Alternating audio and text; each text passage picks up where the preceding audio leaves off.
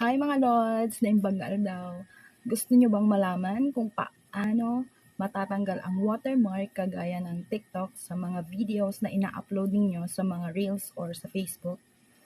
Panoorin nyo ang video na to hanggang dulo para malaman nyo. Pumunta ka lang sa TikTok account, pumili ka ng video at i-copy mo yung link. Tapos kami nilagtasan nyo. Kung bihira na. Then after, pumunta ka sa Google. Ayan, i-type mo lang yung Snaptik or snaptik.com. Mag-a-appear na yan.